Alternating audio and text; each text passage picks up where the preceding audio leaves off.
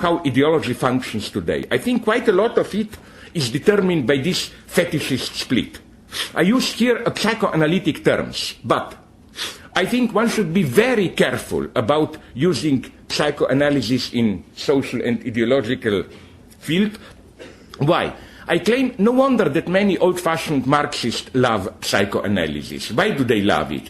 Because it allows them to avoid the truly tough self-critical questions. Namely, if you approach an old Marxist, he will tell you, we know what's going on, American imperialism, their mantra is, it may appear that nothing is happening today, just wait for a couple of years when the third world will organize itself, we will have even stronger class struggle, and so on and so on.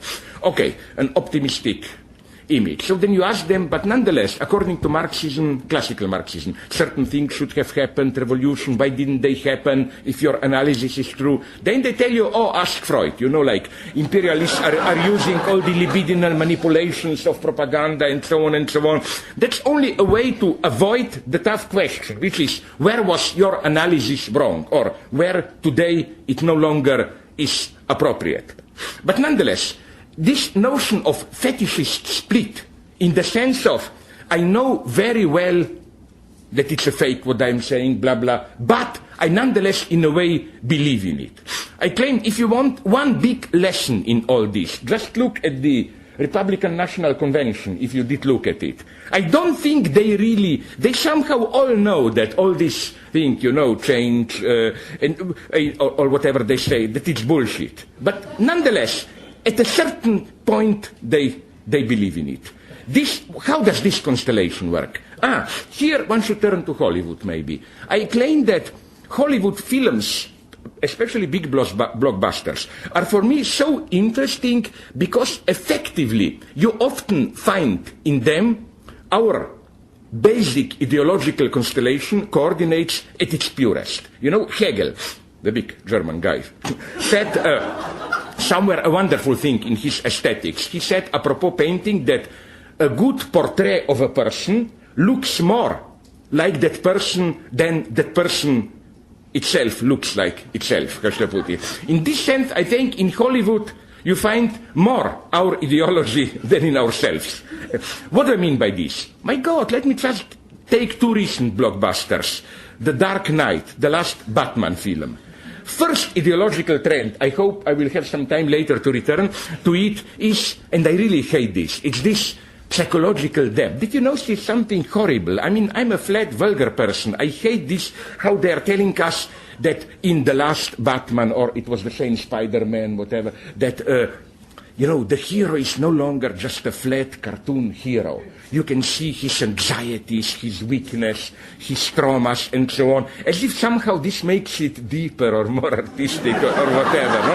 And I think this is a general ideological move today. Did you notice how, I don't know, when I visited Israel, my Jewish friends draw my attention to this, how the whole propaganda of IDF, Israel Defense Forces today, is no longer this old arrogance of, oh, one of our battalions can take over an Egyptian or Arab army in an afternoon, whatever. No, it's to emphasize repeatedly, we are humans like everybody else. Like you see on Israeli TV, soldiers crying, even I saw one literally shitting out of fear, whatever. But that was their point, you know, like as one of the officers put it, military is not in our genetics, like, but we are normal, nice human beings like you. Look at us in our humanity. That's ideology at its purest, because it blurs the crucial political question. When I visited Israel, there was a wonderfully disgusting manipulation there, precisely when I was there.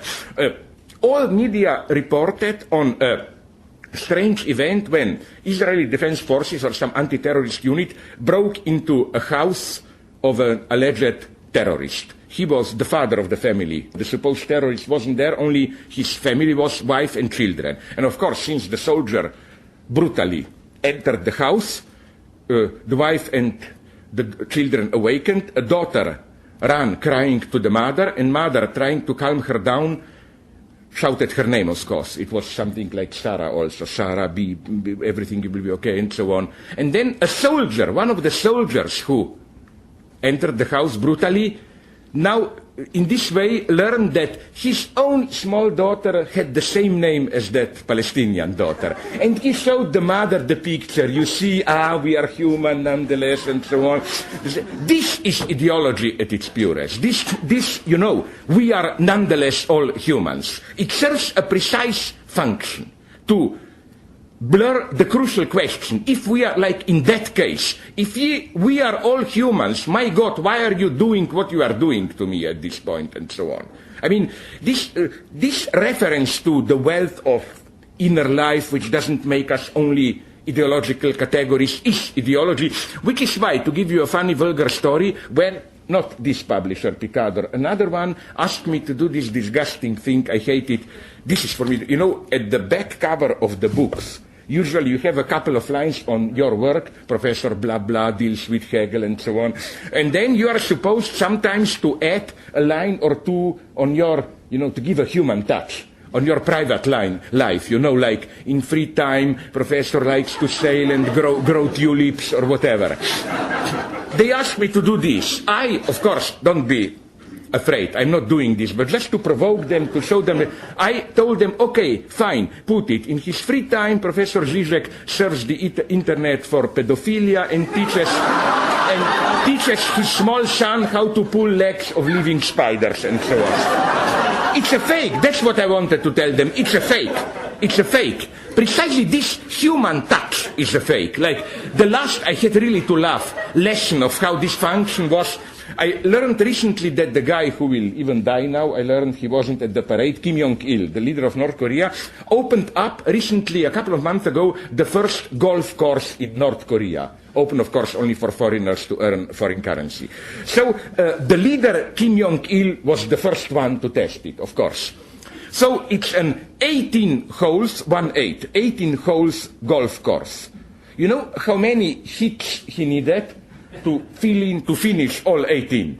Not 18, 19. And I can imagine how first probably they wanted to put it 18, he is a genius. But then somebody probably said, no, this wouldn't be realistic. Let's add one so that it would be more...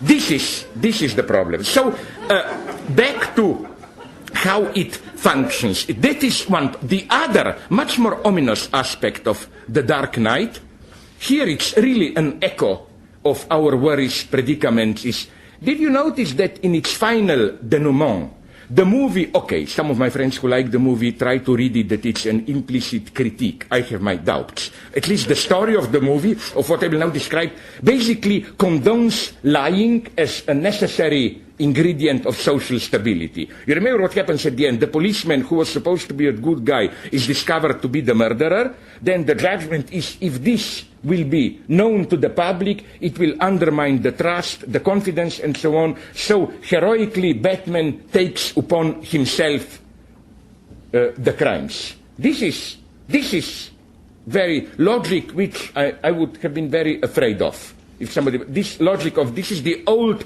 authoritarian motive of how, in order to have social stability, you need a lie. How the highest service to do to society is not to tell the truth, but to lie for the common good, and so on, and so on, and so on. That's the message. Okay. Another film where you have recent relative blockbuster. I saw it 4 or 5 times, but because of my son, who likes it, which is ideology at its purest, at the same level as Kung Fu Panda. You saw the cartoons. Why? You will say, but what has this film to do about ideology? Did you notice how the film mixes two opposed attitudes? On the one hand,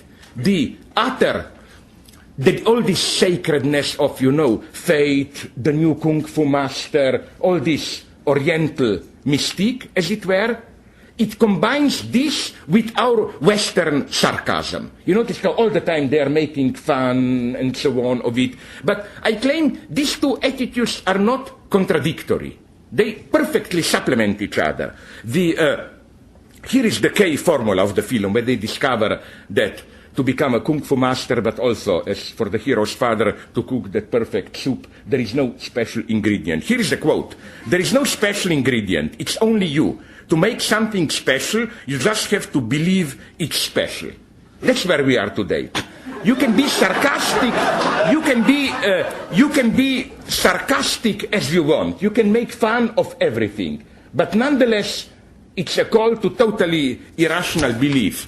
That is to say, have all your doubts, be cynical. You don't have to really believe. You just have to, as it were, act as if you believe.